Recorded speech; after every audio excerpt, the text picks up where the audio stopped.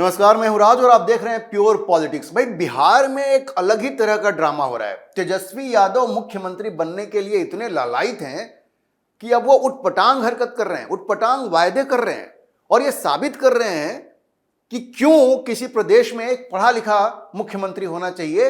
ये जो उनके ऊपर आरोप लगता है ना कि नौवीं फेल का ठप्पा लगा हुआ है, तेजस्वी ये साबित कर रहे हैं कि भाई वो मुख्यमंत्री पद के सही दावेदार नहीं है। वजह क्या है?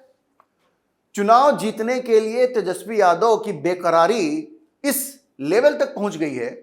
पता है आप वो क्या कह रहे हैं?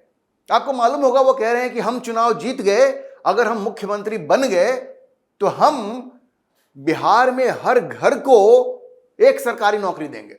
सरकारी नौकरी देंगे? अरे भाई, उनको आइडिया है कि बिहार में कितने लोग हैं और हर घर को अगर सरकारी नौकरी देंगे तो उसमें कितना पैसा लगेगा। तो ये जो नारा उनका है ना कि हर घर को एक सरकारी नौकरी, ये सुनने में जितना बढ़िया लग रहा है, ये जितना आकर्षक लग रहा है, ये हकीकत में उतना ही अव्यवहारिक है। अव्यवहारिक है, ये सिर्फ जुमला है, क्योंकि ये कभी जमीन पे उतारा ही नहीं जा सकता। आज मैं आपको विस्तार से बताऊंगा कि किस तरह से तेजस्वी यादव बिहार के लोगों की आंखों में धूल झोंकने की कोशिश कर रहे हैं और मंशा क्या है, किसी तरह से बेवकूफ बना करके, आंखों में धूल झोंक करके मुख्यमंत्री बन गया। अब आप देखिए कि बिहार में 13 करोड़ से अधिक की आबादी है और ये मैं आपको बता रहा हूं कि ये जो 2023 का जो कास्ट सर्वे हुआ था, अगर उसको हम माने तो तकरीबन 2,97,00,000 परिवार हैं इस राज्य में, जो हाउस होल्ड कहते हैं। मतलब वो कह रहे हैं कि इन तमाम 2,97,00,000 जो परिवार हैं उन सब में वो एक सरकारी नौकरी देंगे, सरकारी नौकरी देंगे। भाई, इतनी नौकरियां कहां से आएंगी? कहां से आएंगी?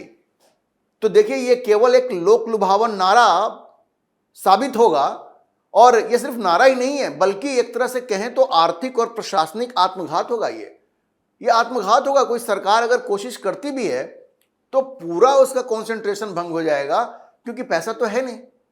ये जो वायदा है तेजस्वी का, ये न तो आंकड़ों में फिट बैठता है और न ही वित्तीय ढांचे में। ये बस मुख्यमंत्री बनने की उनकी जो लालसा है, जो ललक है, उसी के लिए ये जन भावना को लुभाने की ये चुनावी रणनीति भर है। आइए देखते हैं कि कैसे तेजस्वी का ये जो चुनावी जो जुमला है, जो वादा है, ये कभी पूरा नहीं हो सकता। ये लोगों को बेवकूफ बनाने का एक जरिया है और कुछ नहीं है। अब कुछ आंकड़ों पे आप ध्यान दीजिए। अब देखिए, अगर 2023 के हम लोग बिहार की जो जातीय जनगणना हुई थी उसको देखें तो बिहार की जो आबादी है तकरीबन 13 करोड़ 7 लाख है, ठीक है। और जो वहां परिवार है, हाउस होल्ड की जो हम लोग बात करते हैं, 2,97,00,000 परिवार वहां पे, लगभग 3 करोड़ आप मान के चलिए कि वहां पे इतनी फैमिलीज हैं। अब ये 2023 की बात है, अब आज हम लोग 2025 भी खत्म होने को है, अब ये अक्टूबर है, तो पिछले 2 साल में आप मानिए कि और भी जनसंख्या बढ़ी होगी और परिवार भी बड़े होंगे, तो इससे भी ज्यादा मान के अब चलिए कि 3 करोड़ से ज्यादा वहां फैमिलीज हैं, जहां हर एक फैमिली में एक सरकारी नौकरी देने का वायदा तेजस्वी ने किया है। अब देखिए, ये जो 2,97,00,000 जो फैमिलीज हैं, उनमें से तो 94 लाख फैमिली ऐसी है जिसका मंथली इनकम, ये मैं जातीय जो सर्वे हुआ था उसके आंकड़े दे रहा हूं आपको, 6,000 या उससे भी कम है मंथली इनकम, मतलब साल में 72,000 या उससे भी कम। तो पूरी आबादी है 13 करोड़ और इतने सारे लोग हैं, पता नहीं कितने लाख वहां से बाहर जाकर के नौकरी कर रहे हैं।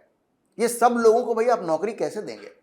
और उससे भी बड़ी बात है, जो सबसे बड़ी समस्या है, मैं दूसरे आंकड़ों पे भी आऊंगा, लेकिन आप समझिए कि बिहार में सबसे ज्यादा, आपको पता है ना, लोग खेती करने जाते हैं, पंजाब, हरियाणा, साउथ में कहां कहां जाते हैं वो। बिहार में जो वर्कफोर्स है, बिहार की जो आबादी है, उसमें सबसे ज्यादा अनस्किल्ड वर्कफोर्स है। अनस्किल्ड मतलब जिसके पास कोई ट्रेनिंग नहीं है, वो कोई डॉक्टर, इंजीनियर या कोई टेक्निकल डिग्री उनके पास नहीं है कि कुछ टेक्निकल काम वो कर सके। ये मूल रूप से मजदूरी करने वाले लोग हैं। तो आजकल अगर चपरासी की भी बहाली होती है तो वो भी ग्रेजुएट चाहिए आपको, यहां पे तो कोई डिग्री नहीं है। तो आप कैसे नौकरी देंगे? अनस्किल्ड लेबर को आप कैसे नौकरी देंगे? देखिए, नौकरी स्किल्ड लेबरशिप को कम से कम पढ़े लिखे वर्कफोर्स को दिया जा सकता है। जहां पे कोई पढ़ाई हुई नहीं हुई है, पढ़ने का मौका ही नहीं मिला, उसको आप सरकारी नौकरी कैसे दीजिएगा? उनको तो बस एक ही तरीका है कि उनको इंडस्ट्रीज में वर्कर्स बनाया जाए। वहां इंडस्ट्रियलाइजेशन है नहीं, औद्योगिकरण है नहीं, तो नौकरी कहां पे देंगे आप? अब देखिए, एक आंकड़ा ये बताता है कि बिहार में इस वक्त 48 लाख एम्प्लॉइज हैं, 48 लाख, और तकरीबन 68 लाख पेंशनर्स हैं। अगर इन दोनों को भी मिला दें तो करीब 1 करोड़ 16 लाख के आसपास ये संख्या बनती है। लेकिन उसके अलावा जहां पे 3 करोड़ फैमिली, इनको अगर हम माइनस भी कर दें 1 करोड़ 16 लाख को, तो 3 करोड़ से ऊपर ये जो फैमिलीज हैं तो लगभग 2 करोड़ नौकरियां आपको जनरेट करनी पड़ेंगी। आप कहां से करेंगे भाई? आप कहां से करेंगे इतनी ज्यादा नौकरी? आप कहां पे? और वो कहते हैं कि 20 दिन के अंदर हम इसकी व्यवस्था कर देंगे, कानून पास कर देंगे। कानून पास कर देने से आपके पास पैसा आ जाएगा क्या? फंड है आपके पास? सरकार के पास फंड है? आप जान लीजिए कि तकरीबन 3-3.5 लाख करोड़ का बिहार का बजट होता है, उसमें 70% ये सैलरी, पेंशन, सब्सिडी ये सब देने में निकल जाता है। ले दे करके 30% बचता है, और उसमें भी पैसा कहां से आता है? केंद्र सरकार देती है। तो अब बाकी का जो 30% बचा, अगर वो पूरा पैसा भी आप लगा देंगे तो भी आप इतनी सारी नौकरी जो है आप क्रिएट नहीं कर सकते, और उनको समय पे आप पैसा नहीं दे सकते। तो भाई पहले आप देख तो लो। आप ये साबित कर रहे हो कि आपने पढ़ाई लिखाई नहीं की। ये जो कहते हैं ना कि नौवीं फेल है, नौवीं फेल जैसी बात ही कर रहे हैं वो। इस तरह की बात करना बिल्कुल नौवीं फेल जैसी बात करना है, क्योंकि आपको, अच्छा तेजस्वी ने यह भी कहा कि हमने वो पूरी इसकी जांच करवाई है, हमने स्टडी किया है, और तब जा करके, भाई अगर आपने स्टडी करवाया होता तो ऐसा बेतुका बयान ही आपने नहीं दिया होता, इतना वाहियात आपने वायदा ही नहीं किया होता। देखिए मैं आपको बताऊं, कुछ ऐसी राज्य सरकारें हैं जिन्होंने कहा था कि वो महिलाओं को पैसा देंगे, सरकार भी बन गई, आज तक पैसा नहीं दे रहे हैं। पंजाब में आप देखिए आम आदमी पार्टी दे रही है पैसा, महिलाओं को नहीं दे रही ना, और भी दूसरे राज्य सरकार हैं। तो इतना पैसा तो आप दे नहीं पा रहे हैं, मतलब बहुत सारी राज्य सरकारें नहीं दे पा रही हैं, क्योंकि चुनाव जीतने के लिए आपने वायदा कर दिया, जब आप सरकार में आए आपने देखा फंड ही नहीं है। तो यहां तो कह रहे हैं 2 करोड़ 2-2.5 करोड़ नौकरियां हम क्रिएट कर देंगे। कहां से कर देंगे भाई? अपने घर से करेंगे आप। और अब ये आरोप भी लगने शुरू हो गए हैं। जिस तरह से लालू यादव के परिवार के ऊपर यह आरोप है कि सरकारी नौकरी देने के नाम पे उन्होंने लोगों की जमीनें हड़पी हैं, तो कोई ये नया, ये इस तरह का घोटाला तो शुरू करने का इरादा नहीं है आपको, कि सरकारी नौकरी देने के नाम पे आपको इस तरह एक नया स्कीम ही आप शुरू कर दें और लोगों की जमीन हथिया लें। देखिए ये लोगों ने कहना शुरू कर दिया है, क्योंकि ये परिवार ऐसा है कि इसके ऊपर बहुत सारे भ्रष्टाचार के आरोप हैं, और एक तो भी चल ही रहा है लैंड फॉर जॉब्स, है ना, इसके बहुत सारे प्रमाण भी मिले हैं ऐसे।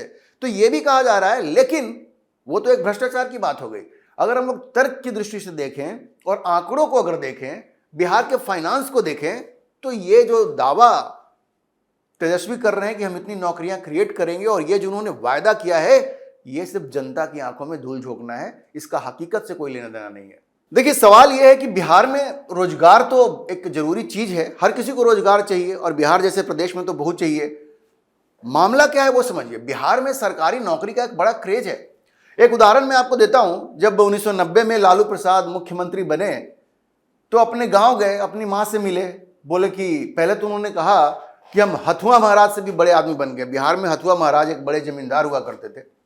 तो थोड़ा सा मैं आपको यह बताऊं कि लालू प्रसाद की मानसिकता भी देखिए। कहते हैं हथुआ महाराज से बड़े आदमी बन गए हैं। वो ये भी कह सकते थे कि मां मुझे इतनी ताकत मिली है कि मैं गरीबों की मदद कर सकता हूं, अब मैं उनके लिए कुछ कर सकता हूं। ये सेवा भाव नहीं था उनमें। मुख्यमंत्री जनता का सेवक होता है, लेकिन लालू यादव ने क्या कहा कि मैं हथुआ महाराज से भी बड़ा आदमी बन गया हूं। तो मां को समझ में नहीं आया। मां ने कहा भाई क्या बन गए हो? तो कहा कि मुख्यमंत्री बन गया हूं। तो मां ने कहा अरे तुमको सरकारी नौकरी नहीं मिली, मुख्यमंत्री क्या होता है, क्या बन गए?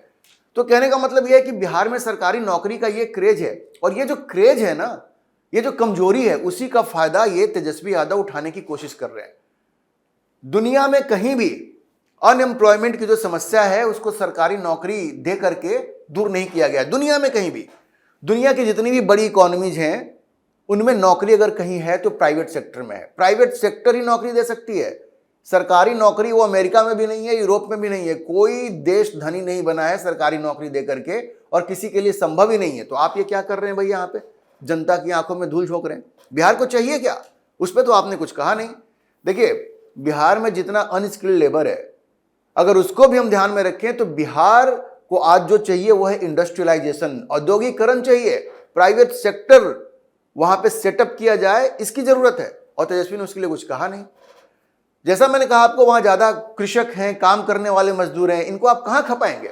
जो अनस्किल्ड लेबर को आप मैन्युफैक्चरिंग सेक्टर में खपा सकते हैं, उसके लिए आपको इंडस्ट्री लगानी पड़ेगी, मैन्युफैक्चरिंग पे ध्यान देना पड़ेगा। वो सब कुछ नहीं करना है। प्राइवेट सेक्टर को लाना नहीं है, बस सरकारी नौकरी, सरकारी नौकरी। भाई सरकारी नौकरी किसी को आप देंगे तो सैलरी भी तो देनी है, ट्रेजरी में पैसा है, पहले जाकर के आपने चेक किया है? ये दो चार पता नहीं कहां से इन्होंने सलाहकार बिठाए हुए हैं अपने पास, कहते हैं जी हमने स्टडी कर लिया है। भाई स्टडी कर लिया, पैसा कहां से लाओगे ये भी बताओ, ये भी खुलासा कर दो ना। तो देखिए तेजस्वी का ये वादा बिल्कुल, इसमें कोई इकोनॉमिक विजन नहीं है। ये वन जॉब पर फैमिली जो है, ये स्लोगन जो है ना, ये पॉलिटिकली भले आपको लगता है कि ये कैची स्लोगन है, ये लोगों को बड़ा आकर्षित करेगा, लेकिन ये आत्मघाती होगा, ये आप जान लीजिए। अगर बिहार के लोग इसमें फंसते हैं तो फिर पछताने का मौका भी नहीं मिलेगा।